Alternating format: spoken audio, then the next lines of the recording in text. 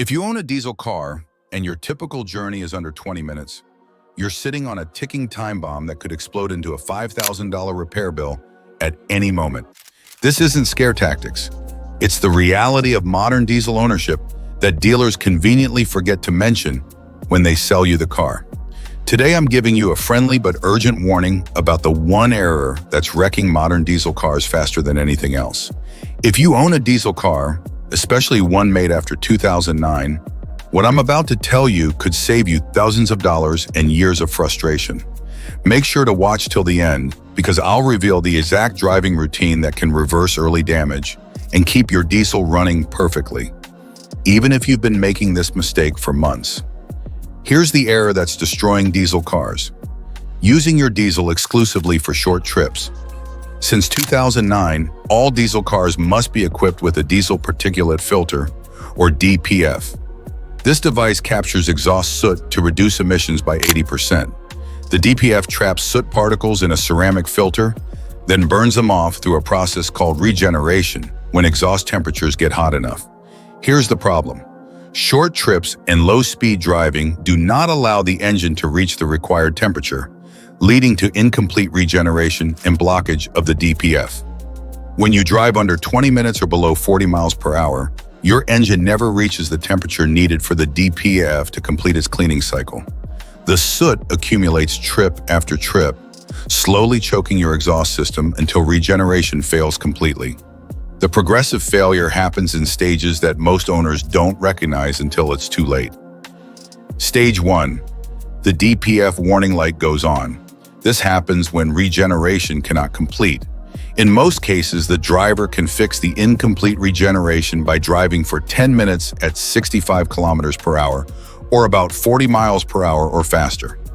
Most drivers ignore this warning, assuming it's a minor issue or that it will resolve itself. This is a critical mistake.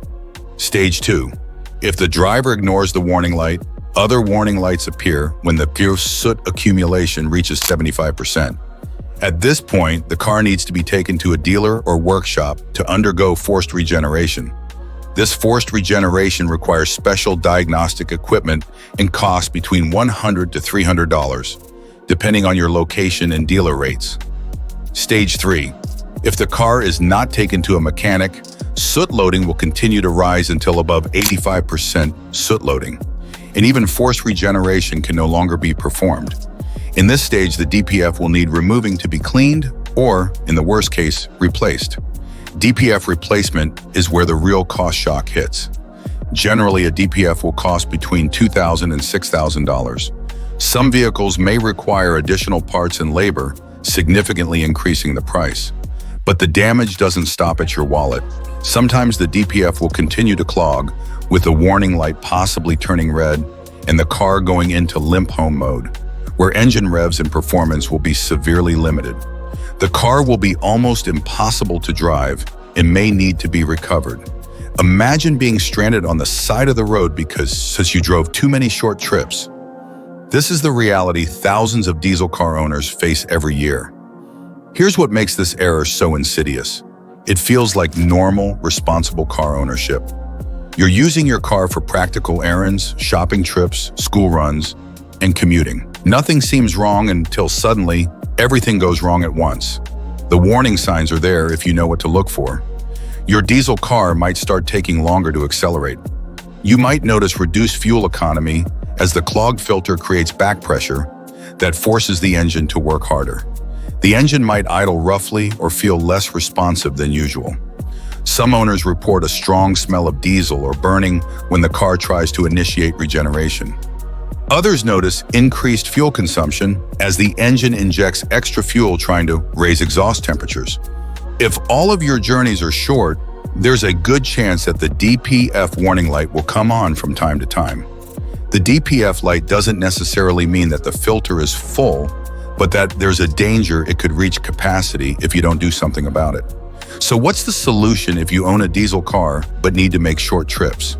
The answer requires a commitment to specific driving habits that work with your diesel's requirements rather than against them. It is recommended that you take your vehicle for a long drive at least once a week to allow the engine to reach the required temperature. This isn't just a suggestion, it's a requirement for diesel car ownership. You need to go for a drive where you can get the car up to temperature and keep the revs up, preferably above 3,000 RPM, for a good few minutes. For example, take the scenic route to the supermarket, keeping the car in a lower gear.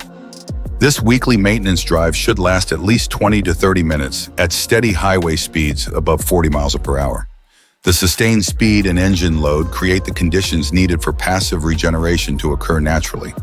When you get to your destination, allow the car to idle for a minute or two. Listen to the engine note and look at the rev counter. Are the revs higher than normal? If so, the engine may still be trying to eradicate the soot from the DPF, so don't turn the engine off until the revs return to normal. But what if your lifestyle genuinely involves only short trips and you can't regularly drive longer distances? The honest answer is that a modern diesel car might not be the right vehicle for you.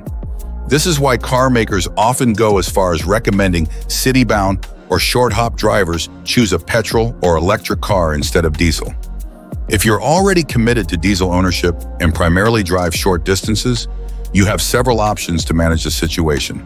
Use high-quality diesel fuel with cleaning additives that can help reduce soot production. Some fuel stations offer premium diesel with detergents specifically designed to keep DEPFS cleaner. Consider diesel fuel additives designed to assist DPPF regeneration.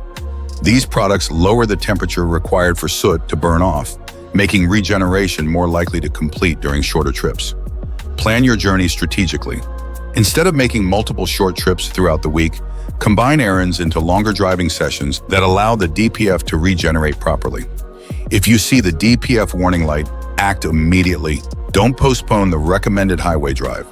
The longer you wait, the more expensive the solution becomes.